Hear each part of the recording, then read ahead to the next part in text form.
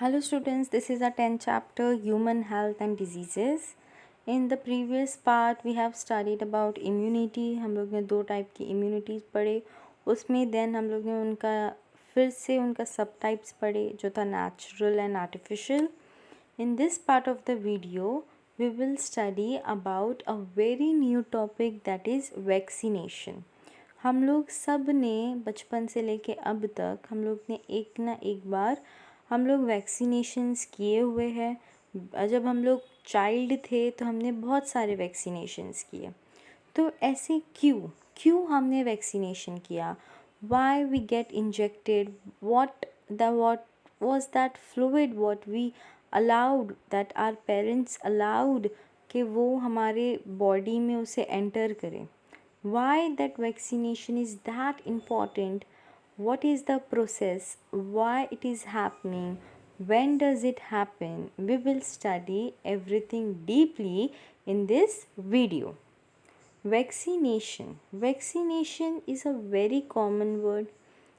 Vaccine को administer कर रहे हैं हमारी बॉडी में.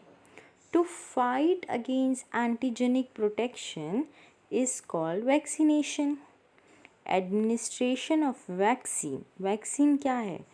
Inactivated pathogen or antigenic protection of particular pathogen to protect against a particular pathogen.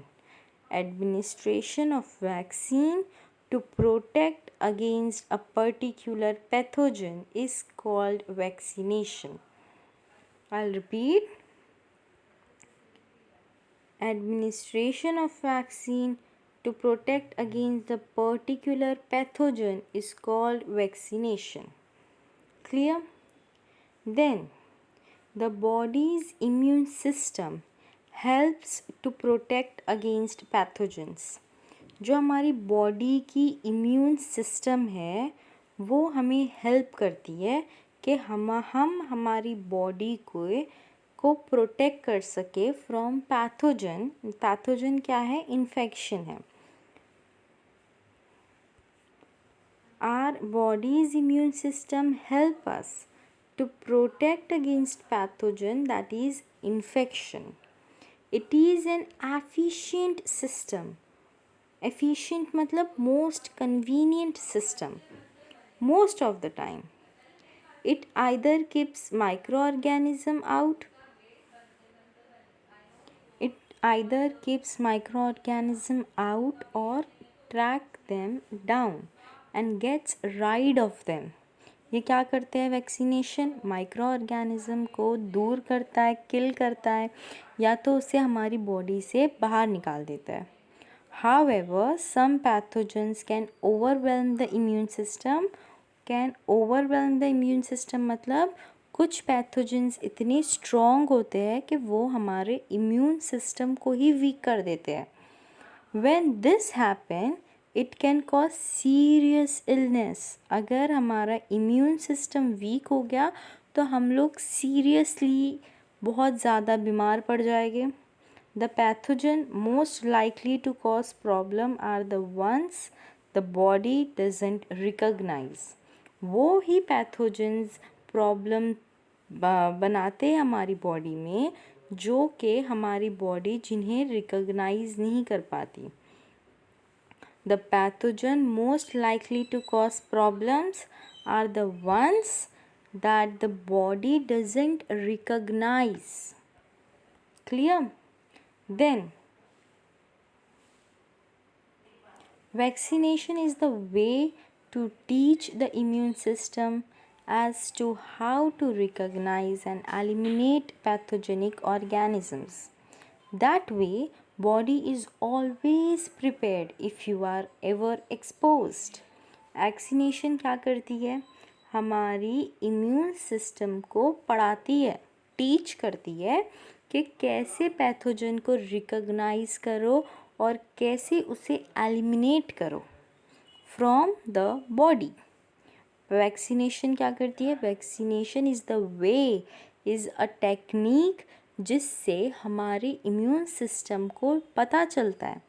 Vaccination teaches our immune system that how to recognize and eliminate pathogenic organism. That way, अगर ऐसा हो गया तो बॉडी हमारी always prepare रहेगी, हमेशा prepare रहेगी। अगर हम लोग उस पैथोजन के सामने जाके एक्सपोज भी हो गए तो हमारी बॉडी को पता है कि ये चीज़ हमारे लिए खतरा है। हम we are body recognise this pathogen, तो अगर हम उसके पास जाके एक्सपोज भी हो गए तो भी our body will fight for us. This is vaccination. Vaccination is an important form of primary prevention. एक प्राइमरी प्रिवेंशन का मतलब एक लो फॉर्म से अपने आप को प्रिपेयर करना। जैसे अगर कफ है तो वी यूज़ हैंडकरचिफ, तो using a handkerchief is a primary form, primary prevention. तो वैक्सीनेशन भी उसी तरीके से एक बहुत ही इम्पॉर्टेंट फॉर्म है of primary prevention. Vaccination can protect people from getting sick. Vaccination से लोग बीमार नहीं पड़ते हैं, लोग या तो बहुत कम बीमार पड़ते हैं। Vaccination has allowed us to control diseases. Vaccination के वजह से आज बहुत सारी डिजीज़ेस कंट्रोल हो गई है, जैसे कि पोलियो है, मिज़ल्स है, टिटेनस है, वूपिंग कफ है, that once threatened many lives. पहले ये डिजीज़ेस बहुत ज़्यादा थ्रेटफुल थी, बहुत लोग इस डिजीज़ से मर जाते थे। But today's world, in today's time, हम लोग जैसे ही बेबी बॉर्न होता है तभी ये सारे वैक्सीनेशन बेबी को दे देते हैं। Within 6 month, within 1 year, within 4-5 days only BCG vaccine दे देते हैं, पोलियो वैक्सीन दे देते हैं। तो ये सारी वैक्सीनेशन का जो प्रोसेस है जैसे ही बेबी बॉर्न होता है तभी से शुरू हो जाता है।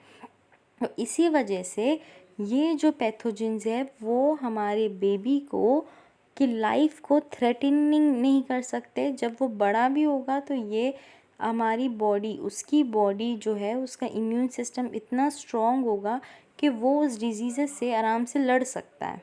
So vaccination has allowed us to control diseases like measles, polio, tetanus, whooping cough, and that these diseases are the threatening many lives. It's important that as many people as possible get vaccinated. जितने लोग हैं सारे के सारे vaccinated होए। This is very important. Vaccination don't just protect individual. When enough people are vaccinated, it also help to protect the society. सिर्फ एक individual को प्रोटेक्ट नहीं करता, ये पूरी की पूरी सोसाइटी को प्रोटेक्ट करता है। क्यों? क्योंकि बहुत सारे वायरसेस, बैक्टीरिया फैलने वाले होते हैं, तो वो स्प्रेड ना हो, इसलिए वैक्सीनेशन सिर्फ एक पर्टिकुलर इंडिविजुअल को प्रोटेक्ट नहीं कर रहा है, वो पूरी हमारी सोसाइटी को प्रोटेक्ट करता है। तो इसीलिए इट इज़ वेरी इम्पॉर्टेंट कि as many people as possible get vaccinated. Then vaccinations are safe. Vaccinations are considered to be very safe. They are rigorously tested and go through many rounds of study. ये बहुत ज़्यादा time तक test किया गया है और बहुत ज़्यादा राउंड ऑफ स्टडी हुई है, इस पे बहुत स्टडी हुई है, बहुत सारे साइंटिस्ट ने, बहुत सारे लोगों ने वैक्सीनेशन पे स्टडी किया है, उसे एग्ज़ामिनेशन किया है, उसका उस पर रिसर्च हुई है before they are used for the general public. Vaccination are considered to be very safe, क्योंकि पब्लिक से पहले भी वो पहले एनिमल्स पे टेस्ट हुआ, फिर अभी इंसानों पे टेस्ट होता है। इंसानों पे भी टेस्ट कब हो रहा है? जब वो पूरी तरीके से अपनी राउंड ऑफ स्टडीज़ को कंप्लीट किया, एग्ज़ामिनेशन हुआ, उस पर रिसर्च हुआ, उसके बाद ये जनरल पब्लिक पे टेस्ट हुआ गया, जनरल पब्लिक को दिया गया। Extensive research and evidence shows that vaccines are safe. जितनी भी रिसर्चेज हुई है, जितने भी एविडेंसेस अभी तक के प्रेजेंट है, ये सारे रिसर्चर्स, सारे एविडेंस सिर्फ एक ही बात बोलता है that vaccinations are very very safe and their side effects are rare and typically mild. अगर साइड इफ़ेक्ट है भी तो बहुत रेयरली होता है साइड इफ़ेक्ट, और अगर कुछ आ भी रहे साइड इफ़ेक्ट तो बहुत ही माइल्ड हो गए, बहुत ज़्यादा एक्सट्रीम लेवल के साइड इफ़ेक्ट नहीं है, वेरी माइल्ड, बहुत ही माइन्यूट साइड इफ़ेक्ट है। पहली बात तो साइड इफ़ेक्ट बहुत ही रेयर है, और अगर उसके बाद एक दो में आ भी रहे हैं तो बहुत ही माइल्ड है। So vaccinations are very safe. Then here we have completed our vaccination topic. Now एक नया टॉपिक है स्ट्रक्चर ऑफ एंटीबॉडी। जो एंटीबॉडी हम लोग पढ़ते हैं उसका स्ट्रक्चर क्या है। एंटीबॉडीज़ आर ग्लाइकोप्रोटीन, ये तो हमें भी पता है। Antibodies are glycoprotein which are highly specific to specific antigens. They are also known as immunoglobulins, that is IgS. Immunoglobulin भी बोलते हैं एंटीबॉडीज़ को।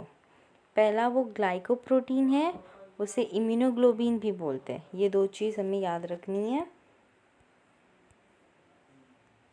ग्लाइकोप्रोटीन है, उसे इम्यूनोग्लोबिन्स बोलते हैं। IgS कहीं आ गया तो IgS is antibodies, and this IgS produced in response to antigenic stimulation. Antibodies are produced by plasma cells. Antibodies कैसे produce हो रहे हैं? By plasma cell, which in turn are formed by B lymphocytes. In turn, they are formed by B lymphocyte. The mature plasma cell produce antibodies. जो mature plasma cell है वो ही antibodies को produce करती है at an extremely rapid rate, बहुत ज़्यादा rapid rate पे, that to very extreme rapidly rate, about 2000 molecules per second. What we have studied कि antigens are glycoprotein and they are also known as immunoglobulins या फिर IgS, and they are produced in response to antigenic stimulation. अगर antigens है तो उनके response में antibodies produce होती है, ऐसे ही एंटीबॉडीज़ नहीं प्रोड्यूस हो जाती है, एंटीजन के रिस्पॉन्स में एंटीबॉडीज़ प्रोड्यूस होती है। एंटीबॉडीज़ जो है they are produced by plasma cell which in turn are formed by B lymphocyte.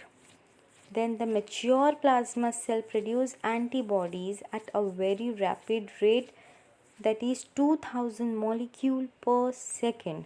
This is important part. Okay, moving to the next slide. ये है स्ट्रक्चर ऑफ हमारा antibody structure है ये।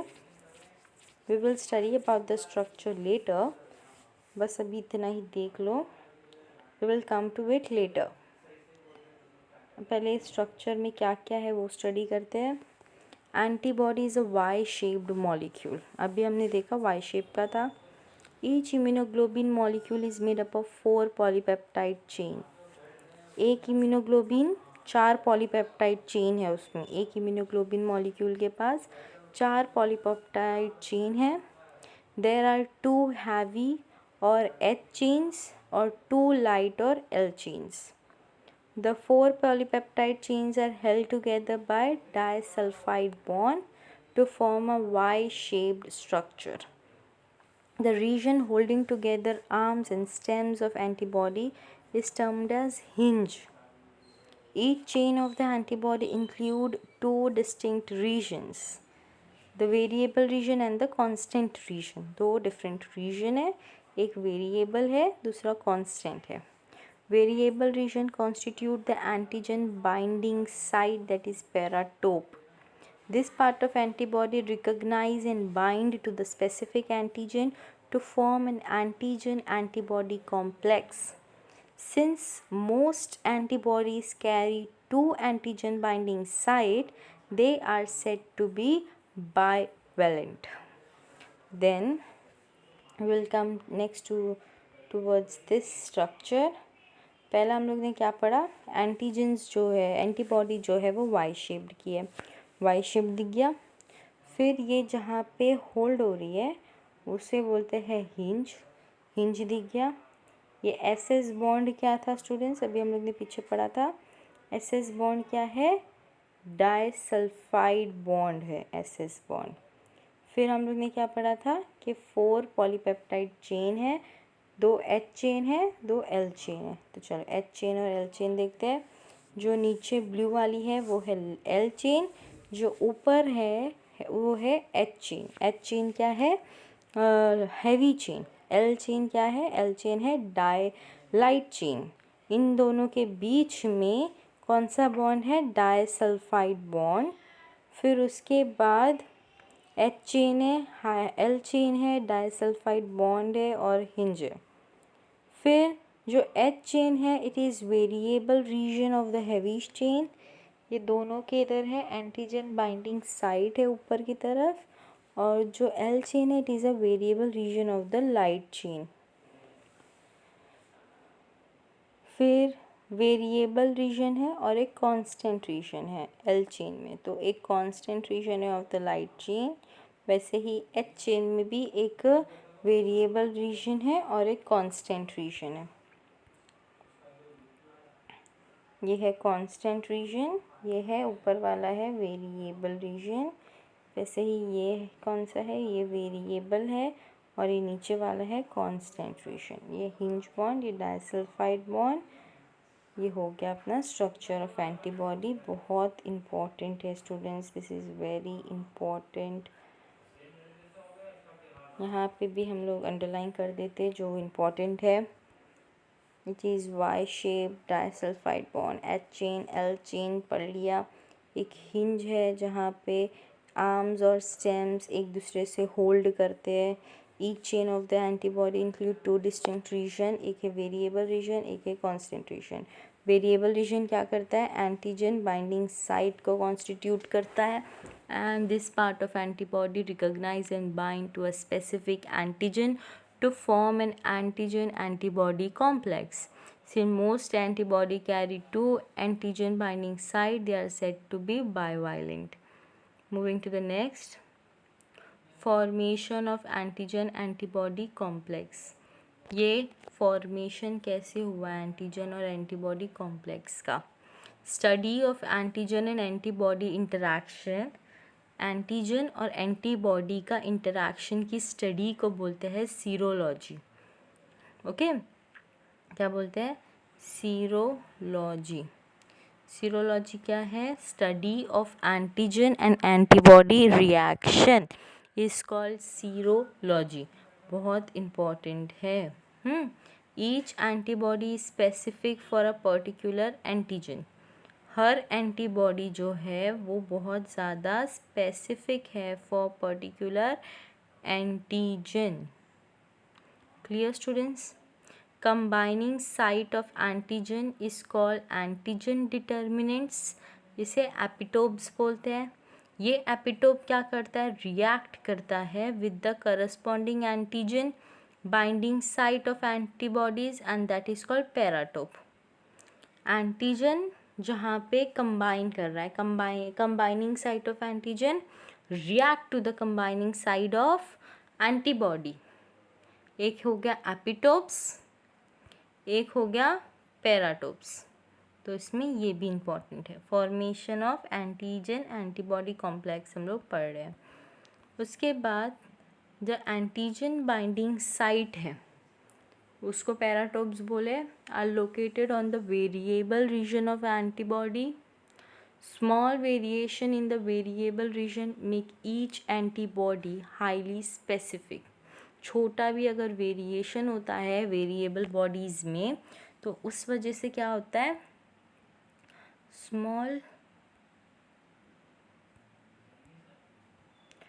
small variation in the variable region make each antibody highly specific for a particular antigen. The variable region enables the antibody to recognize a specific antigen. ये क्या करता है, variable region antibody को help करता है कि वो स्पेसिफिक एंटीजन को रिकॉग्नाइज करे, फिर उसके बाद बाइंड करे to specific antigen in a lock and key manner, forming an antigen antibody complex. उसके बाद यहाँ पे हमारा एंटीजन की प्रॉपर्टी कंप्लीट होती है। ये अभी हम लोग इस वीडियो में इसी पे स्टॉप करते हैं। In the next video we will continue with the blood group students. So thank you.